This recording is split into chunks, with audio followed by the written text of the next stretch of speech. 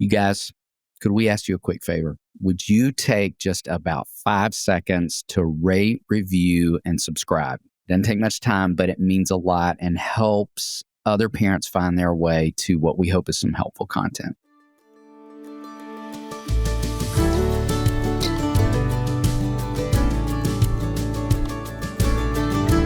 Hey friends, welcome to the Raising Boys and Girls podcast. I'm Sissy Goff. And I'm David Thomas. And I'm Melissa Trevathan. And we're so glad you've joined us for this conversation.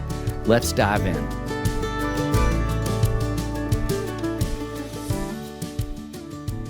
Jonathan Rogers doesn't remember one thing about the day he was born. He has been given to believe, however, that it happened in Warner Robins, Georgia. He received an undergraduate degree from Furman University and holds a PhD in 17th century English literature from Vanderbilt University. Jonathan is also a lifelong devotee of the vernacular storytelling traditions of the American South, which gave shape to his fiction. He is the author of the Wilderking trilogy, a popular adventure series, as well as The Charlatan's Boy, St. Patrick, The World According to Narnia, and The Terrible Speed of Mercy, a spiritual biography of Flannery O'Connor. When he is not writing his own stories, Jonathan is shepherding the stories of others as the host of The Habit, a podcast and online hub for writers at thehabit.co. Jonathan Rogers has spent most of his adult life in Nashville, Tennessee, where he and his wife Lou Alice have raised a house full of robustious children. Enjoy our conversation with our friend Jonathan Rogers. And stick around toward the end because we talk about 3 great questions that you could ask kids around the dinner table that we think would lead to a really neat conversation.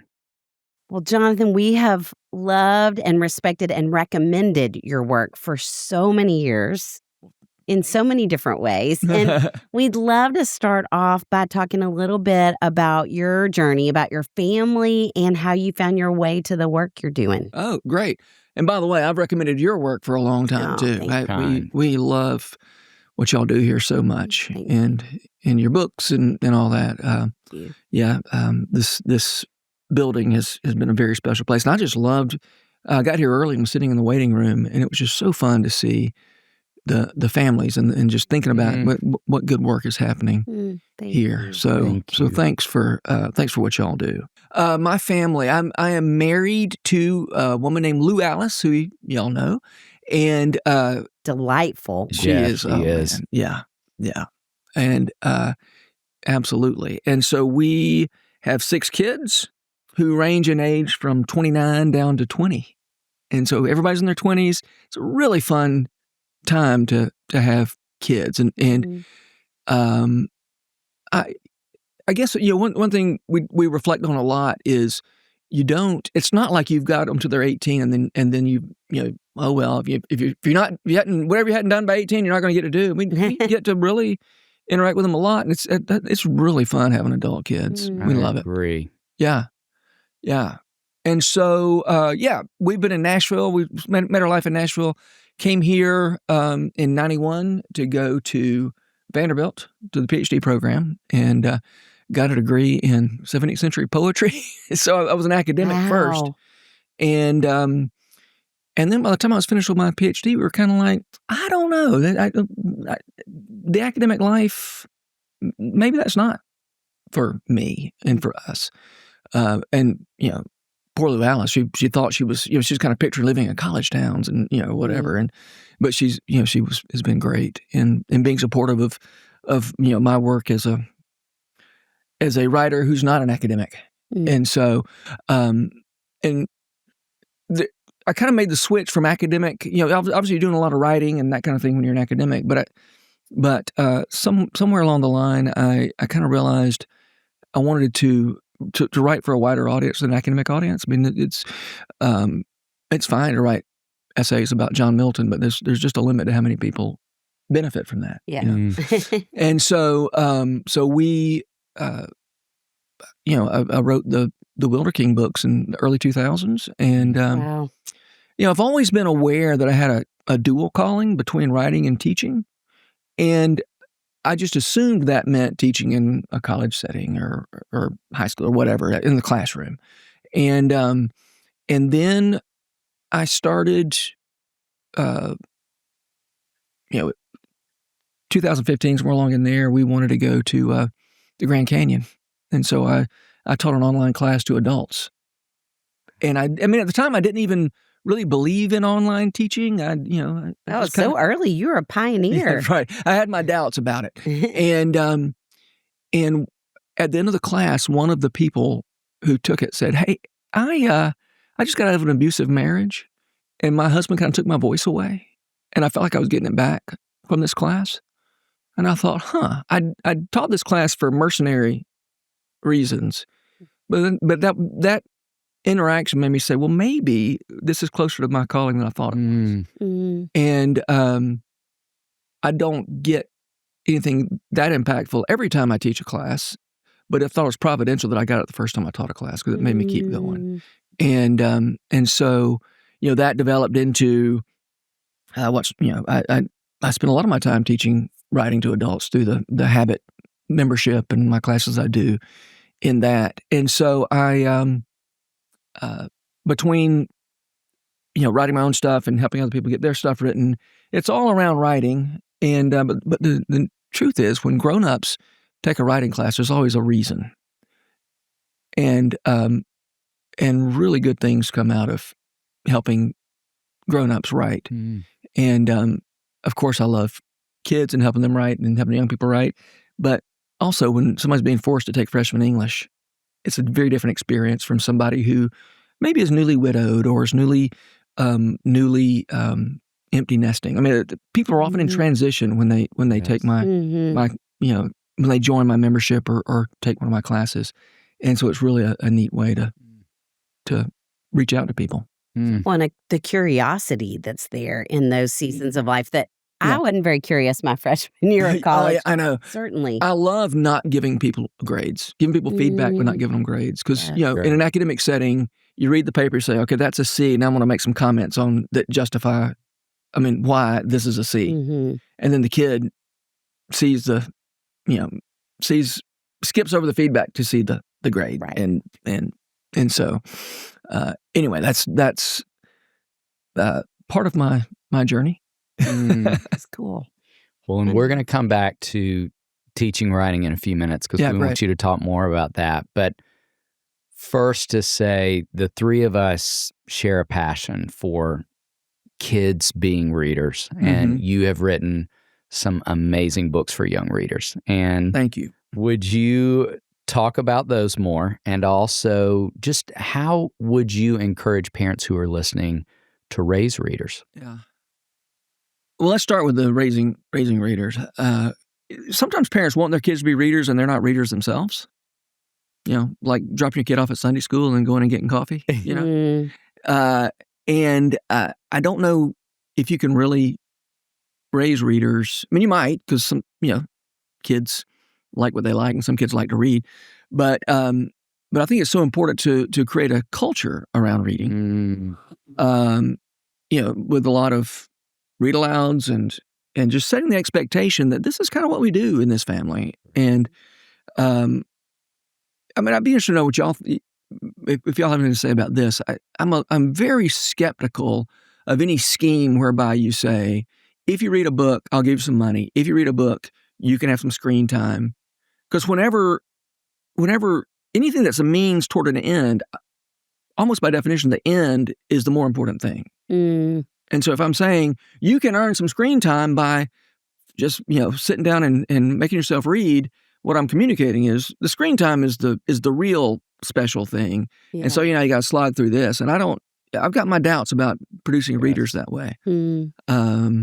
This sort of behaviorist kind of approach to things. What do y'all think about that? Oh, I totally agree with you. And I think it makes the screens be all the magic. And to your statement about a family culture of reading too. Yeah, and that I love that idea. There are pockets of ideas where it's reading time. It's what we're all going to do. Yeah. Have y'all ever heard of Read Aloud Revival with Sarah McKenzie? No. Yes. That's a neat organization. And they talk a lot about a family culture around reading and around most specifically around reading aloud. And so anyway, that's so. But I would also say it's really hard to have a family culture, a house culture of reading if you're just exhausted from travel soccer and all that stuff, which again communicates, okay, what's really important is going to the activities,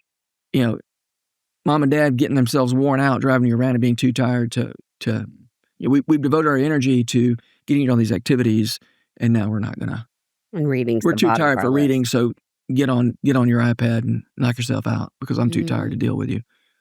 And by the way, this is I'm speaking. I'm in do as I say and not as I did mode. I was tired a lot when we had kids in the house. It's a tiring job. Yes. Did y'all read out loud around the dinner table? Mm-hmm. I mean, some around the dinner table, sometimes, especially when I was writing a book. Dinner time would be a time to read out loud from the manuscript, and then it was more bedtime. It wasn't necessarily. I mean, dinner time was more a time to talk and tell stories to each other rather than read. So I guess that was the exception rather than the rule to read at the table. Does that mean you would read your manuscripts to your kids to kind of get their feedback? Yeah. Oh, that's so fun. It was fun, yeah. I bet they loved it. They did, to varying degrees. Yeah. Well, Were they harsh critics? No, they were relatively easy. Yeah. that's good. Great. Yeah. And now we're going to take a little break to hear from one of our sponsors who makes this podcast possible. David, I got on a kick this weekend and I cleaned out all of my bookshelves. Then I moved to the kitchen. I took spring cleaning to the next level. Of course, everything I pulled out, Patches saw as a toy to drag around the house. I know this dilemma. My favorite purge was the old cookware that not only looked terrible, but I have learned is full of toxic chemicals. And I replaced them with Our Place, which we love. We love them. Our Place makes high-performance, toxin-free cookware. Their products are made without forever chemicals like PFAS and PTFEs, so you can cook confidently without wondering what's in your pan, except for what you're cooking. Our Place's cookware set will upgrade your kitchen in one fell swoop. The set includes 2 multifunctional always pans and 2 perfect pots in mini and full sizes that replace a bulky, expensive stack of cookware. With just 4 pieces, you can sear, saute, fry, bake, boil, roast, steam, and more. The Always Pan is the iconic best-selling 10-in-1 pan. From braising and searing to frying and baking, it does it all. Eggs glide out effortlessly while minimizing the need for excess oil. I have the Always Pan and Sage and use it every day. I leave mine out all the time because they're gorgeous. Stop cooking with toxic cookware and upgrade to Our Place today. Visit FromOurPlace.com/RBG and use code RBG for 10% off site-wide. With a 100-day risk-free trial, free shipping, and returns, you can experience this game-changing cookware with 0 risk.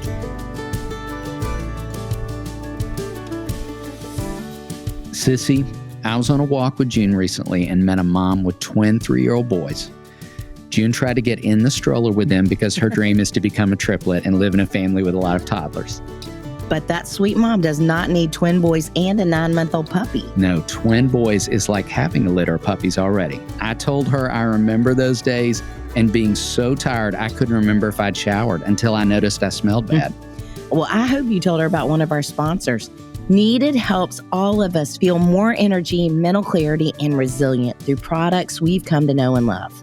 Needed is a brand we trust for nutrition products that support all stages of parenthood, from preconception to postpartum support and beyond. They're backed by over 4,000 nutrition and health experts, including OBGYNs, midwives, and dietitians, and the brand really understands the unique need of parents. A Needed survey found 90% of breastfeeding women expressed difficulty concentrating, 87% said they felt forgetful, and 83% expressed difficulty with mental clarity like brain fog. And I bet 100% of them need a nap, bless their hearts. The mental load on women is heavy, from stress to caregiving, multitasking, technology use, and the unique demands of everyday life. I am loving taking Needed's cognitive and stress support. I've noticed better focus, attention, mental clarity, concentration, better ability to cope with stress, and better energy. And we want that for you too. And they even have products specifically designed for dads too. I love their men's multivitamin. It supports everything from libido and sperm health to brain function and hair coverage. If you're looking for products that can optimally support your brain health, mood, energy, mental clarity, and replenish your nutrient stores after having one or more kids, check out Needed's comprehensive line of nutritional products. Head over to thisisneeded.com and use code RBG for 20% off your first order. That's THISISNEEDED.com and use code RBG for 20% off your first order. And now back to our show.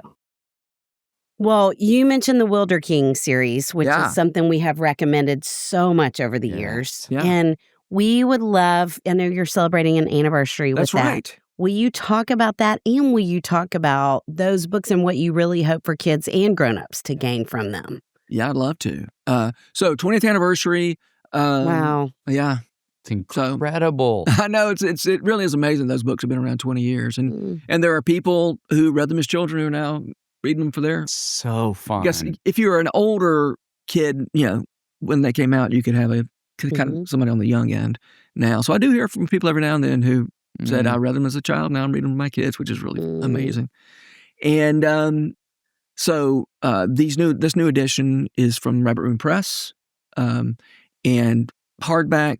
It's been a long time since they've been in hardback, and the new covers are by Stephen Krotz, who's just an incredibly gifted artist. He does a lot of covers for. You've seen his covers in a lot of Rabbit Room books and just lots of books around. But Stephen, besides being a really excellent artist with a very recognizable style, is also an amateur herpetologist. A herpetologist? He loves reptiles. Oh. And so he lives in South Carolina. He's always going into the swamp and catching snakes and alligators and things like that. Wow. How perfect for those stories. I know. So I was like, Stephen, super excited about you doing my covers. I want you to lean into that other side of your personality and your interest. And he was so thrilled to do it. And the covers are so gorgeous. They just won a prize. Evangelical ECPA. Yes. So for best cover or something. Congratulations. Wow, that's so cool. Well, again, Stephen, I thought we were brilliant for getting Stephen to do it. And then the interior illustrations are by a guy named Joe Hawks, who lives in Iowa and he was already a reader of the Wilderking before he got the job. And he was so thrilled to get the job, and he knew the stories well.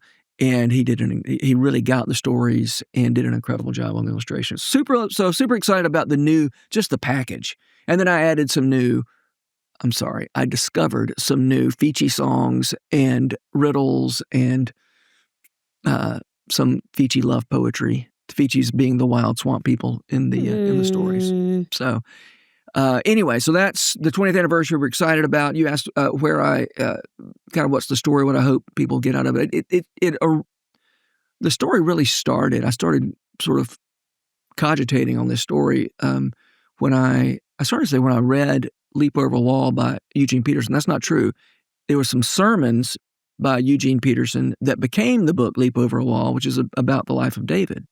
And so the subtitle of the book is Earthly Spirituality for Everyday Christians, I think. And so it really talks about the in the David story, he really talks about how earthy they are. There are no miracles in the David story, for instance. And David was very much a guy who spent a lot of time in the wilderness and who the point of Eugene Peterson's book is that the earth, that we detect with our senses, is the place where God does his work. And so spirituality doesn't just mean that which is invisible and that which is abstract, but rather, we get in the habit of saying, like I said, I was an academic. You read the thing and then you find some abstract nouns to describe it, and we do this in theological discussions. You read the parable, and then you try to find out what abstract nouns that parable embodied, and the whole point of this book by Eugene Peterson is let's forget about the abstractions for a while, and let's just think about what's going on in the world where we live and move and have our being. Mm. And so between that and and then just the idea, I guess I got really interested in this idea of the wilderness aspect of David's life when he's going off into the caves of Adullam and just the ways that he had to interact with the physical world, the landscape. Got super interested in that. Really wanted to write about wildness and wilderness, and the particular wilderness I've always been most interested in is swampy wilderness. And so, and swamps aren't exactly overdone, in literature. I've felt like I've carved out a place in swampy adventure fiction that that it doesn't have a lot of competition. And I've just like I said, from since I was a baby, I've been interested in alligators and swamps and all that kind of stuff. And I say a baby, maybe I wasn't a baby, but I was small. Mm. And so I wanted to write about that. And so that's that kind of, the same week I was listening to those sermons, I was also canoeing in Florida.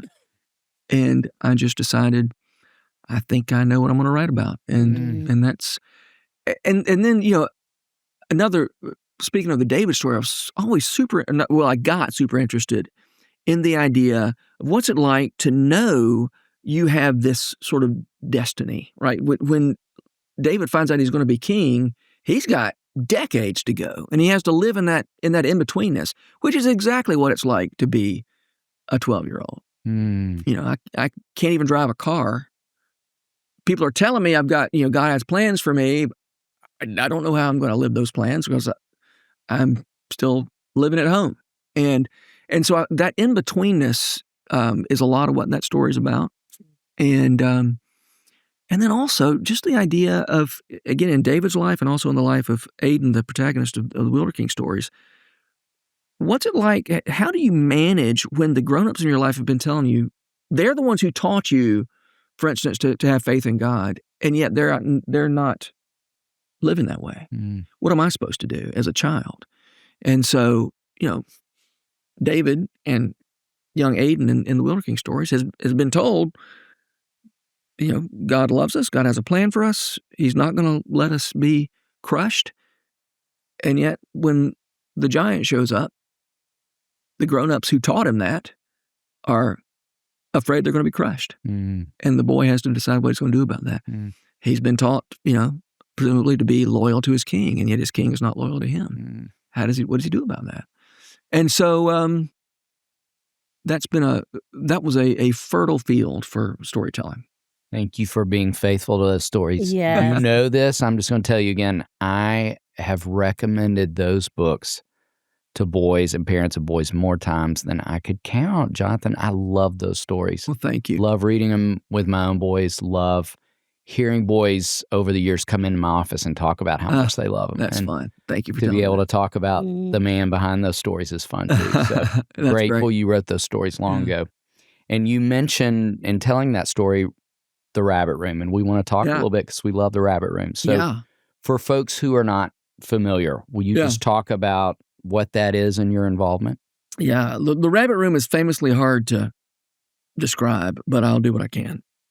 Actually, I'll just do it as a story, right? So Andrew Peterson, songwriter, also a writer, also a novelist for the last 10, 15 years,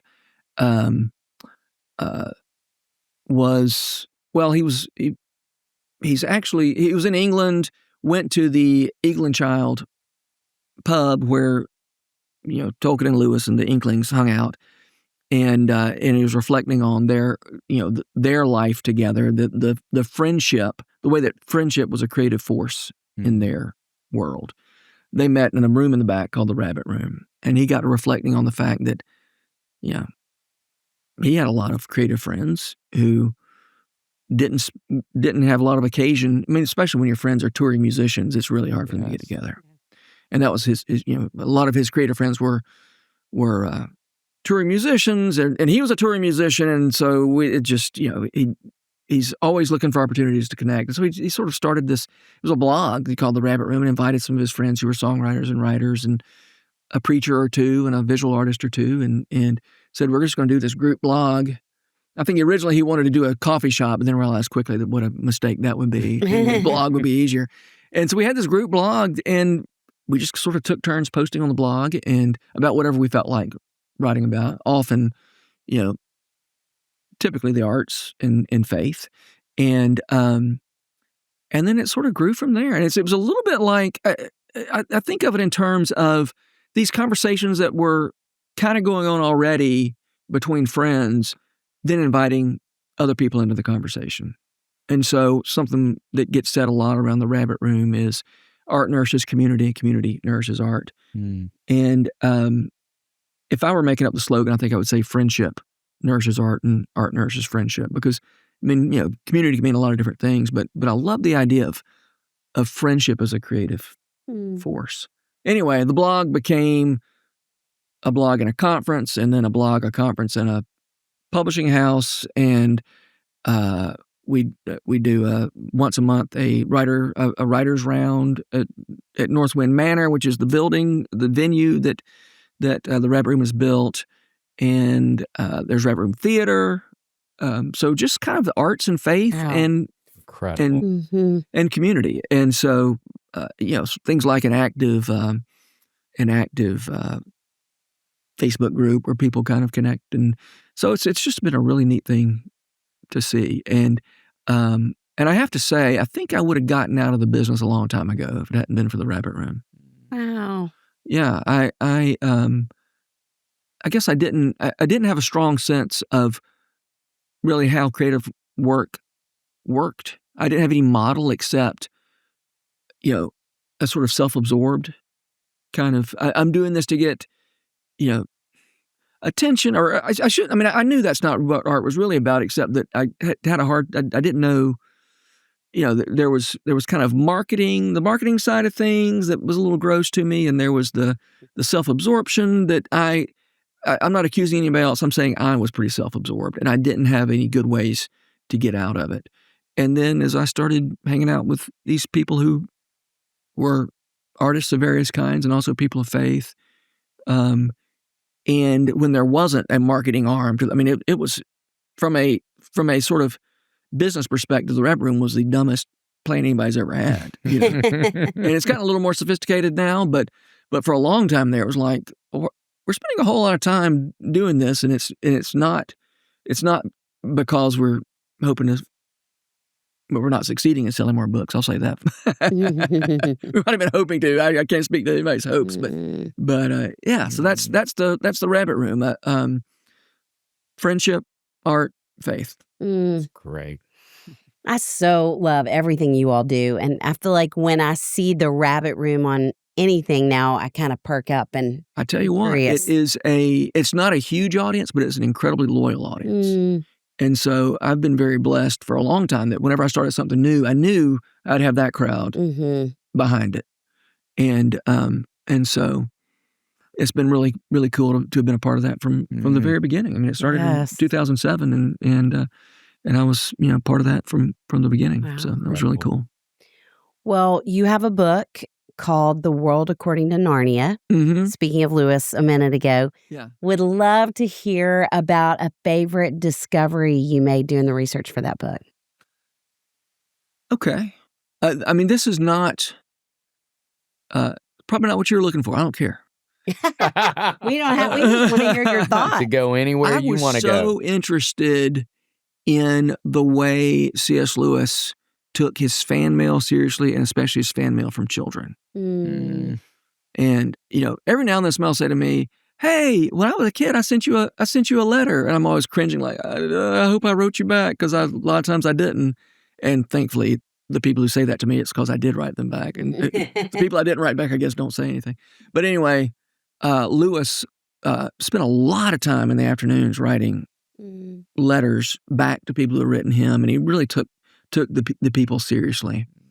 And matter of fact, there was a kid named Lawrence. There are two different anecdotes that I bet you've heard, or a lot of people have heard. They're very, very well-known anecdotes. One is that there was a kid whose mom wrote and said, "My son is concerned that he might love Aslan more than he loves Jesus."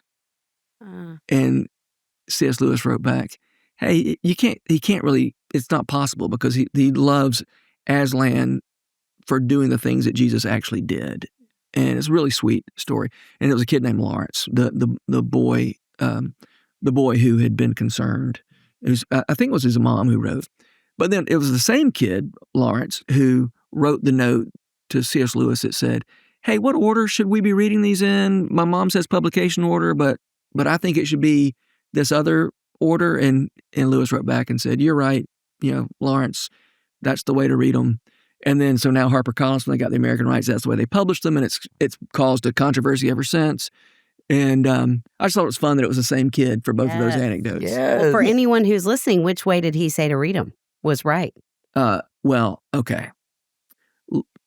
Lewis said in his letter to Little Lawrence, you were right, not publication order, but rather the order that is now HarperCollins' way of doing it. So Magician's Nephew first? Yep.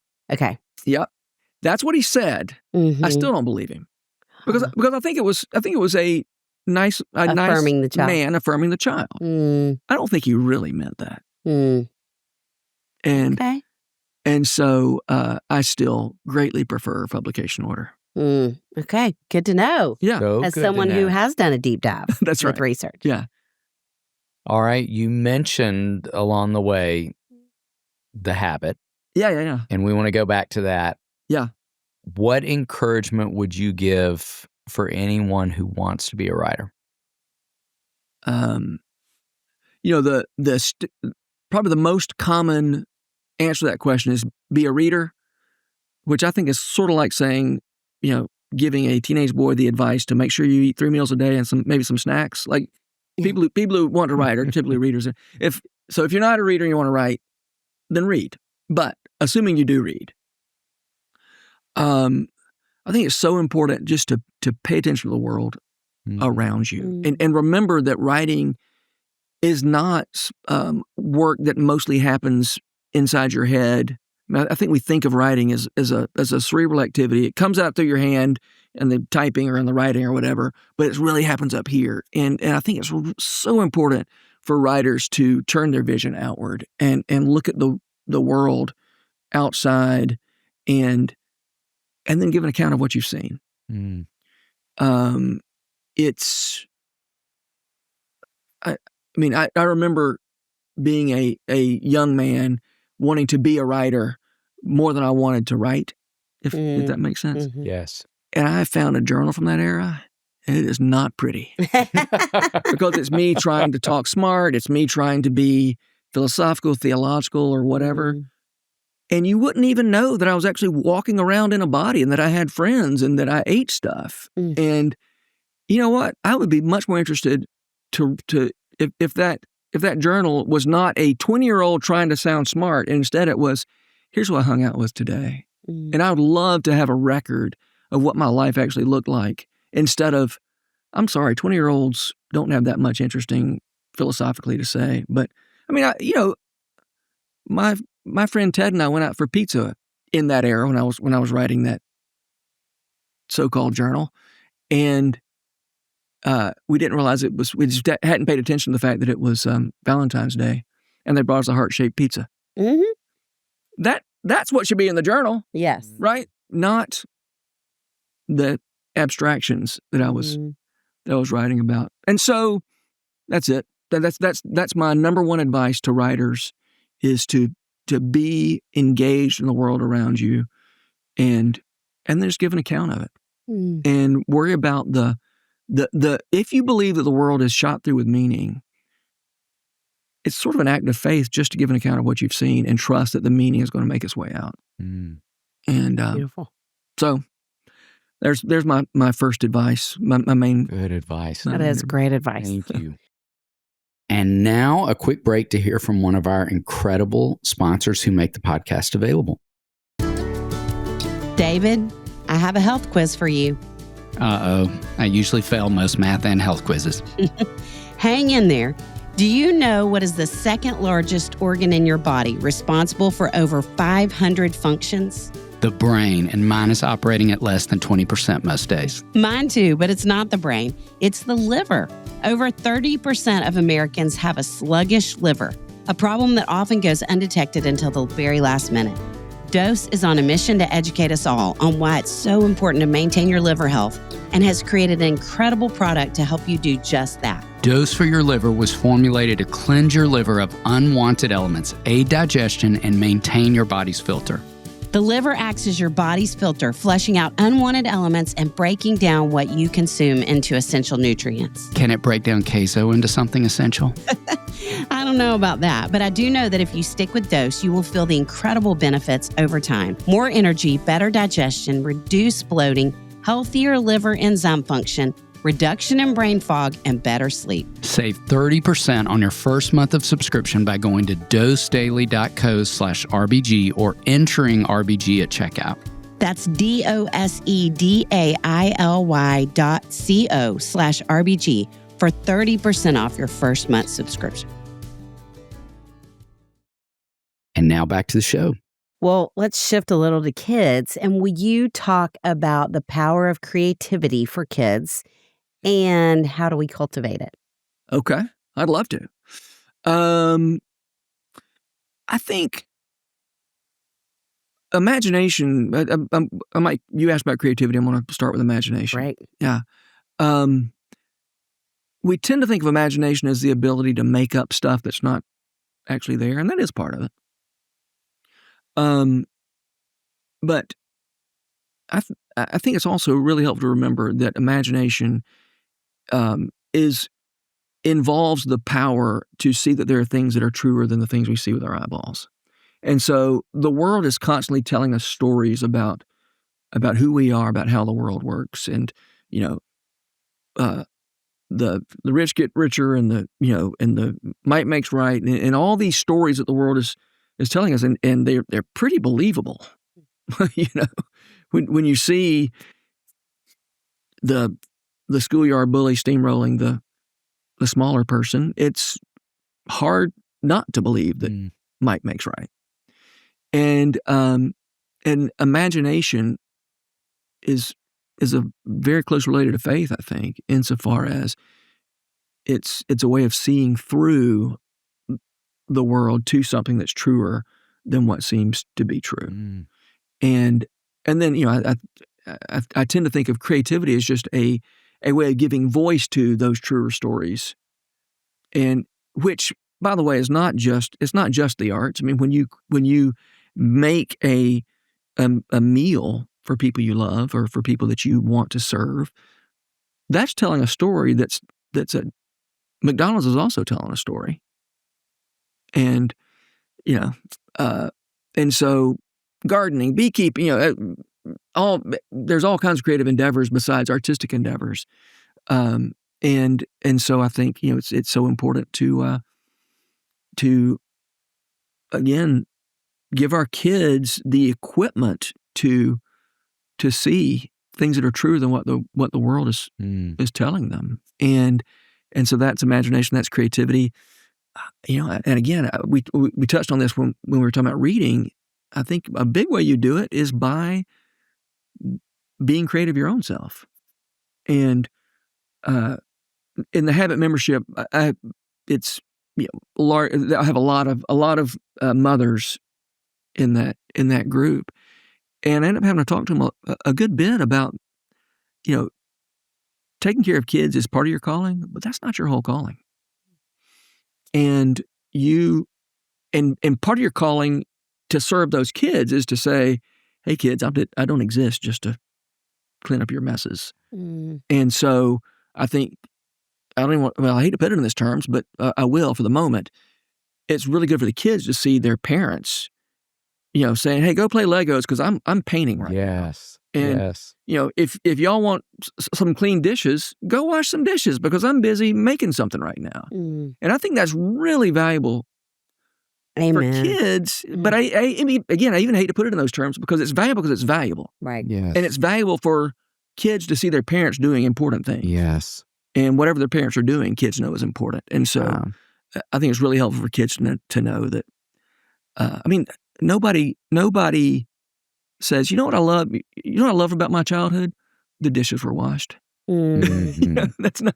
I guess if the dishes were completely piled up, you might have bad memories of a house with roaches, but you can also, kids can wash dishes. Yeah. Husbands can wash dishes. Mm-hmm. And so I do, spend some time talking to mothers, especially about the fact that there's real value in you putting off the laundry and sitting down and writing something or drawing or whatever. Mm-hmm. That's so good. Mm-hmm. So good. Well, and even building on that, like, what would you say is something or some things that kids need most from their parents today? The caveat is I don't know if this is what they need the most, but let me just say I've been thinking a lot lately about the idea that kids need for their parents to give them a taste for reality. Mm. There's so many ways to avoid reality in our culture. I mean, it's always been plenty of ways to avoid reality, but it seems like we got we got more. And I mean, and Sissy, I don't know if I've ever heard you talk about this, but I'm sure you're aware of the idea of people, getting plastic surgery to make them look more like an Instagram filter. Mm-hmm. They look strange in real life, but they look right on screen. Mm. And that really makes me sad to think about. To start thinking of real life as online life as life, and real life as a place to get content for your online life. And so I think kids really need for their parents to help them engage in the real world, and to I think there are so many ways to avoid reality, and most of them, and by the way, reality can be painful. There are reasons to avoid it. Most of our means we have of avoiding reality lead to shame. And so you can kick the pain can down the road with things that cause you shame. And so, I often say, when you have a choice between pain and shame, choose pain. Mm. And I think that's the sooner somebody can get used to that idea, the better their life's going to be. Reality. Help them get a taste for reality, and which is not the same thing as the status quo, right? There's something truer than the status quo. I mean, I find that the language of there are things that are true and there are things that are truer is really helpful. I like that so much. Yes, I mean the things, in a sense, even might makes right to return to that idea. Yeah, there's some truth to that, but there's something truer than that, and we're going for what's truer, and it takes imagination, it takes creativity, So reality. I was thinking in all of what you're saying, like, what a beautiful invitation that is to modeling for kids a life of faith. Yes. Because if I'm not avoiding pain and I am being led by trustworthy grownups into learning to deal with reality, the stage is set for an invitation to faith and what it looks like to live a life of faith. And well, I think one way of talking about the gospel is getting used to the idea that maybe what's more real is better news than the difficulty you're trying to avoid. Yeah. And maybe y'all can help me assess the theological okayness of this statement, okay? But the Over the Rhine has a song called The Trumpet Child, and there's a line in there that says, when it comes to wanting what's real, there's no such thing as greed. And I think maybe that's true. When it comes to, you can't want reality, that which is real, you can't want it too much. Money's not really real. It's a symbol of something, but it's not really real. And the big house you want, it's real in a physical sense, but it's still not as real as you think it is. And so inviting kids into reality, which, by the way, requires that we live in reality, which is hard. Yes. No such thing as greed for real stuff. Is that true? I like What do you think about it? I like that a lot. Yes. I think that's beautiful. It holds up. I mean, I know when I was younger, I was really concerned about sins of the flesh. And I'm still against sins of the flesh. I'm not speaking, in favor of sins of the flesh, but I'm a little more worried about sins of fleshlessness right now. Mm. And the way that the screens let us live a disembodied state. And I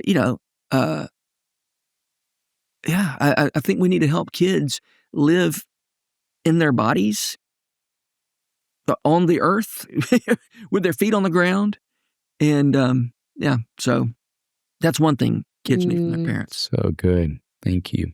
Well, in the midst of parents navigating all of those things that we know they're navigating today, we both feel like we have never seen parents as worried in 3 decades of counseling as we are seeing today. And as someone who, in a lot of different capacities, you are, I don't know that your intention is, but certainly a byproduct is you are encouraging a lot of parents and a lot of kids. What would you say, big picture, to encourage parents today? The biggest simple idea that Lou Alice and I always had to fall back on in ups and downs of raising 6 kids was that Jesus loves these kids more than we do. One of the great things about having 6 kids is that they end up so different from one another.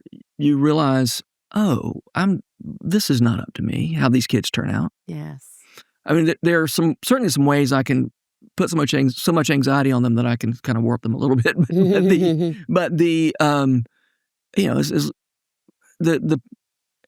didn't have time or money to take 6 kids to every possible activity. And so that was helpful to realize that they're gonna survive if they don't do taekwondo and ballet and music lessons. Mm-hmm. We were talking the other day that we ended up, instead of taking our kids music lessons, we got the teacher to come to us and teach everybody. And then finally we couldn't even do that, and he financially couldn't do it anymore. And we said, all right, kids, you got a little introduction to music. If you want to keep doing it, here's YouTube. Like, YouTube had just been invented. Yeah. And Henry, our son Henry, learned a lot of his from that. And now he's a professional musician. Wow. And thanks, YouTube, because that was cheaper than Mr. Kevin. But disappointment's not fatal. Failure can be a friend, and boredom is really productive. And so, such great reminders. Yes. I mean, and so it's stressful. I mean, part of the reason parents are stressed out is they feel like they've got to create this terrarium for their kids where they I make up the consequences, I enforce the consequences. Everything is this enclosed system, and also I've got to make sure that they get into Harvard, and it's exhausting to do all that. And there's a whole industry of people who get rich by making you feel like if your kid doesn't get into the Ivy League and doesn't play Division I sports, your life was meaningless. And therefore, for a few $1,000s, I can help get your kid into whatever. And I think in many ways, our kids are the final frontier when it comes to the gospel. The things that we know about the gospel, about where our identity comes from, the fact that we know in our own lives it has been failure and pain that have created growth, that have brought us to Jesus, have made us stop relying on ourselves and come to the source where we actually can, find the good life. It's really hard to believe that for our kids. And so we think, hopefully I know that the gospel is true for me, but I really need my kid to get into the Ivy Leagues. And I really need my kid. And so if you think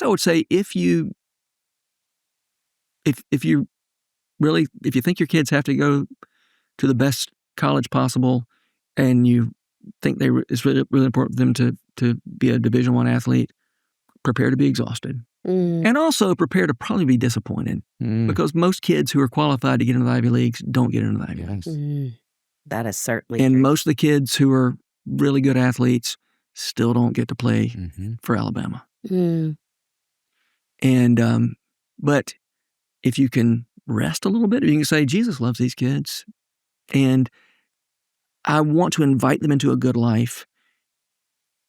And that's not synonymous with achievement.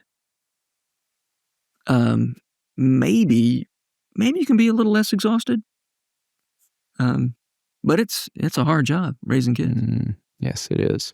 But I think again, it has a lot to do with I think it has a lot to do with inviting your kids into a good life rather than orbiting around them to make sure they have a good life. And then accepting the world's definition of what a good life is. But if I say we're going to live a good life, and we'd love for you kids to come along. And you not just that, you kids are an important part of our good life. But it's not I'm giving up my life to orbit around. Make sure you get to jujitsu and music lessons. Maybe that's helpful. And also the good life is it's not a function of Mom, go get a spa weekend so that you can get recharged to come back and drive kids around. I mean, it's like, how do you integrate? It's all one thing. So I was thinking as you were talking, Jonathan, what a great conversation to have with kids around the dinner table. Like just asking about what you just shared. Like, what do you think the good life is? How does the world define the good life? How do you think Christ invites us into a good life? And what a great conversation that could be to have with kids of many ages. And I was thinking too, as you were talking, just how grateful I am for folks to get a glimpse of the heart behind books that we have loved for a long time and are excited to always recommend, and how thankful we are for you to come on and talk about those today. Yes, we are. Well, thank you. I'm so grateful that y'all had me. Friend. Yeah, so good. Thank you. And we end every episode with something food related. We jump from the substantive to the silly. So we've got a 2-part question for you. Okay. Part 1 is queso or guac, and part 2 is what's your favorite taco? Okay. The really good guacamole is, I guess, the best thing that's ever been put on a chip. Right? But having said that, there's a lot of grades of guacamole that are a lot less good than the best. Yes. And so when you're at home and you know you've met the avocados, right? And you mash them up and you put a little salt and pepper and a little bit of lemon. That's what I want instead of queso. However, having said that, the worst queso I ever had was still pretty good. That's true. The worst great point. The worst queso I ever had was a good bit better than the worst guacamole I've ever had. And so it's hard to mess up cheese. That's right. So that's my nuanced answer. If I know it's the best, I want guacamole. If I don't know what I'm getting, I'm probably queso. That's a good answer. Yeah. What about a taco? Oh, taco. Okay. First one went to Austin, Texas. It was, I don't know, 2010 probably. And maybe I'd heard of a breakfast taco, but I'd never seen one. And I had a breakfast taco and I thought, why is this not in every place how is this just a Texas thing? Like it's 2010 or whatever. This could have spread. And so I don't even remember the specifics of that taco. I just remember that was the most impactful taco I've ever had. I thought the world needs more breakfast tacos. And so I do love, I love breakfast tacos. And although over at Lady Bird, they've got the one that has chicken and it has pickled onions and and number 9 tortilla cheese. Is that number 9? Yes. That's a really good taco. It's my favorite. That's a great taco. Although I guess maybe my favorite taco is a burrito. That is a fair answer. I can't, I can't mention Lady Bird without mentioning Baja right over here. Love that. I always say when people say they want to open a restaurant, what they mean is they want to open Baja Burrito, a place where people gather and they've loved for 20 years now. Yes. I mean, it's not 20 years, it's close. And Good. yeah, so Both run Thanks for by asking. good people. that's Yes. right. Yeah. That's right. Both really quality, I mean, yes, Mexican food purveyors. There's good people. Amen. Thank you. Thank you, friend. Thank you. So good to sit down with you. David, what a team we have that we get to call friends who help make this podcast possible. Amanda Young, our operations manager, Chris Starrett, our engineer, our management team at H Squared. and we are thrilled to be a part of the That Sounds Fun network. Our music was created by the insanely talented Dave Haywood of Lady A. And if this podcast felt helpful to you, please consider subscribing, liking, sharing, all the things. We are grateful for you and cheering you on always.